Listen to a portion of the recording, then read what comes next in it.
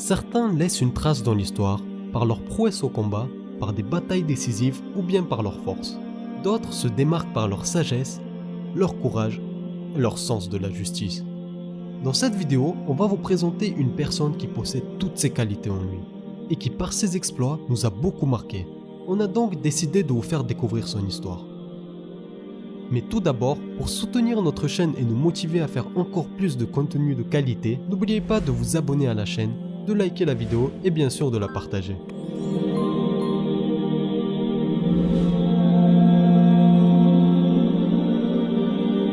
Plongeons maintenant près de 1000 ans en arrière. Une époque où le monde était divisé par des conflits religieux. C'est en 1138, en Irak, qu'est né un fameux guerrier musulman au talent de commandant, de leader, et il est connu pour être un dirigeant juste. Son nom est Youssouf, fils d'Ayoub, mais il est plus connu sous le nom de Salahuddin al-Ayyoubi, Saladin en français. D'origine kurde, il est issu d'une tribu kurde partiellement arabisée. Il est surnommé le lion de l'islam, sultan d'Égypte, de Syrie, et il est réputé pour être le roi qui a combattu les Britanniques, les Germains, les Francs, les Romains, les Grecs et bien d'autres encore. Voilà qui est Salahuddin, celui qui a conquis Jérusalem, étant une ville sacrée pour les trois religions monothéistes, qui est source de conflits jusqu'à aujourd'hui. Ce roi a vécu au XIIe siècle et il est connu pour ses batailles, ses sièges et ses duels. Ce roi est également connu pour sa droiture, sa gentillesse, sa générosité et même ses ennemis reconnaissaient ses qualités en lui, en allant jusqu'à dire qu'il est un exemple ou bien que c'est un guerrier parfait. À l'âge de 26 ans, il est temps pour Salahuddin de prendre la route pour le pays du Nil.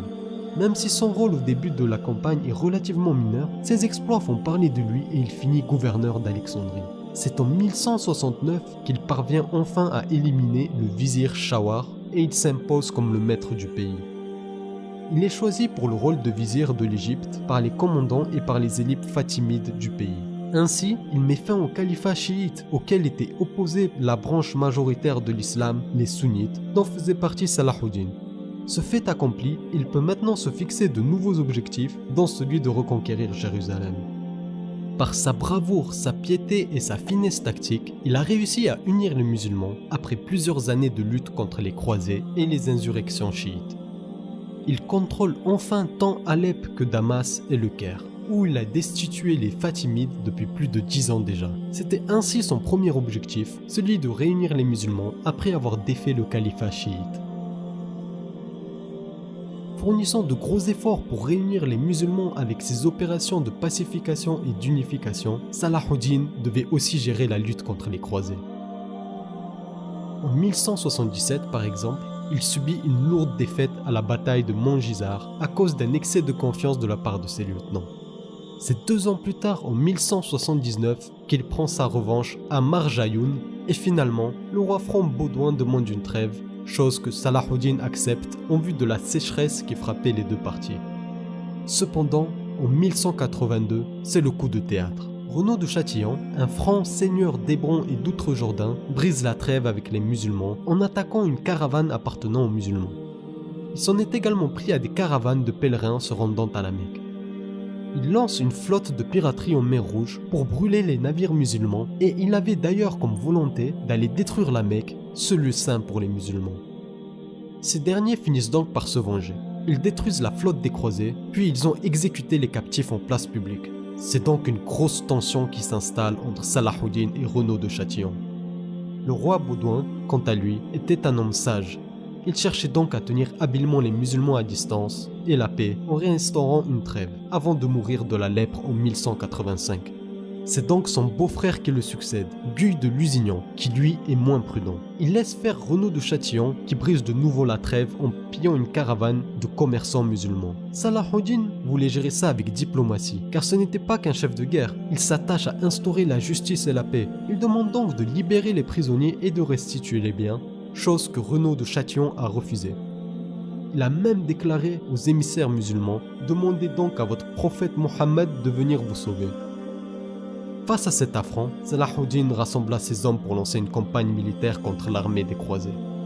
En 1187, il rassembla donc environ 30 000 hommes alors qu'en face ils rassemblèrent une armée d'environ 20 000 hommes. Ces derniers ont pris route dans le désert en direction du lac de Tibériade, car pour eux, ils se devaient d'aller directement affronter l'armée de Salah-ud-Din et ne pas attendre qu'il vienne de lui-même. Selon les historiens, voilà ce qui a causé leur perte, car la difficulté du milieu naturel, la chaleur, jouait en faveur des musulmans.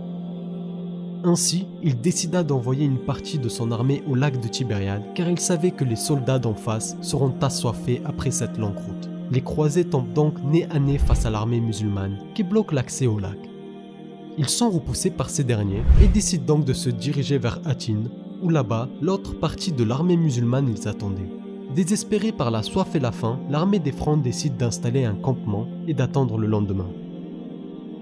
L'armée musulmane, quant à elle, a eu le temps de se rassembler et durant toute la nuit, ils tapaient du tambour pour empêcher de dormir l'armée ennemie.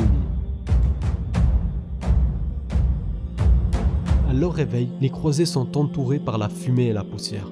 Voilà un autre stratagème de Salah-ud-Din pour affaiblir l'ennemi. Ainsi, la bataille fait rage et l'armée du sultan l'emporte aisément. Ils encerclent l'ennemi et capturent dans une tente Renaud de Châtillon qui finira décapité par Salah-ud-Din lui-même en raison de ses crimes contre les musulmans. La grande majorité de l'armée franc ayant été vaincue suite à cette bataille, Salah-ud-Din n'a donc eu aucun problème pour conquérir Jérusalem le 2 octobre 1187, qui était l'ultime objectif de cette campagne militaire. Après avoir conquéri Jérusalem, il a séparé la ville en 3 zones. Une pour les musulmans, une pour les chrétiens et une pour les juifs, pour que ces peuples vivent enfin en harmonie. Là où les Francs, 88 ans plus tôt, c'est-à-dire en 1099, avaient pataugé dans le sang de leurs victimes, on ne pilla pas un seul bâtiment, on ne blessa personne. Sur ordre de Salah-ud-Din, des gardes patrouillaient même dans les rues et aux portes, empêchant qu'on inflige le moindre outrage aux chrétiens. Il a permis aux chrétiens de quitter les villes conquises, de regagner les terres chrétiennes sains et saufs avec tous les biens qu'ils peuvent emporter. C'était un homme fort, avec le sens du devoir. Pour vous citer une anecdote, une fois, on lui a posé la question « Pourquoi tu ne souris pas ?» Il a répondu « Comment puis-je sourire, manger ou boire pendant que la mosquée Al-Aqsa est entre les mains des croisés ?» Aujourd'hui, on se souvient de lui comme de l'homme qui a libéré cette mosquée, un lieu sacré pour les musulmans qui se trouve à Jérusalem. C'est un homme droit très respecté par le monde musulman, mais il l'est également par les non-musulmans qui parlent en bien de lui. Par exemple, en 1183, quand le sultan Salah-ud-Din assiégeait un château des croisés dans l'actuelle Jordanie, il a ordonné aux guerriers qui géraient les catapultes d'épargner la tour où se trouvaient des jeunes mariés. En signe de respect, les mariés ont décidé d'offrir à Salah-ud-Din de la nourriture venant de leur fête. Il faisait donc preuve de bonté même envers ses ennemis. Au final, maintenant qu'il s'est emparé de la ville sainte, il s'attaque au dernier bastion des croisés en poursuivant la conquête du comté de Tripoli et de la principauté d'Antioche. Les chrétiens ont subi une lourde défaite, mais en Europe, ils préparaient la 3e croisade menée par Richard Cœur de Lion. Ce dernier mènera une campagne militaire et en 1191, il s'empare de la place forte d'Acre où il commet un terrible massacre de 3000 prisonniers, femmes et enfants compris. C'est un acte qui choquera les deux camps. Ensuite, il arrive à battre les forces musulmanes à la bataille d'Arsouf et s'empare de Jaffa. Il est donc en position de force et il propose à Salah-ud-Din que sa propre sœur Jeanne d'Angleterre épouse le frère du souverain musulman qui devra donc se convertir au christianisme. Chose que Salah-ud-Din refuse. Il fonce sur Jaffa et oblige les troupes de Richard Cœur de Lion à se retirer. Ce sera donc le dernier fait d'armes de cette 3e croisade. Les deux camps finissent par s'accorder une trêve de 3 ans. Jérusalem reste donc aux mains des musulmans et les chrétiens sont autorisés à s'y rendre en tant que pèlerins non armés. Après avoir accompli sa mission, c'est-à-dire l'unification des musulmans et surtout la reconquête de Jérusalem, il a vécu jusqu'en 1193 en mourant à Damas. Peu avant sa mort, il avait fait don de la quasi-totalité de ses biens et économies aux plus pauvres. On peut lire sur sa tombe « Seigneur, accorde-lui sa dernière conquête, le paradis ».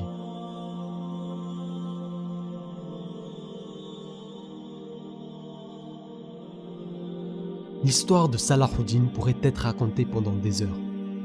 Nous avons réuni pour vous les grandes lignes de son histoire. On vous conseille donc pour plus de détails sur ce personnage de vous tourner vers les nombreux livres qui retracent sa vie minutieusement. On vous remercie d'avoir regardé la vidéo. N'hésitez pas à laisser vos impressions en commentaire et si vous avez des suggestions pour les prochaines. Si vous avez aimé celle-ci, pensez à vous abonner à la chaîne, à liker la vidéo et à la partager, ça nous fera vraiment plaisir. On vous dit merci et à bientôt.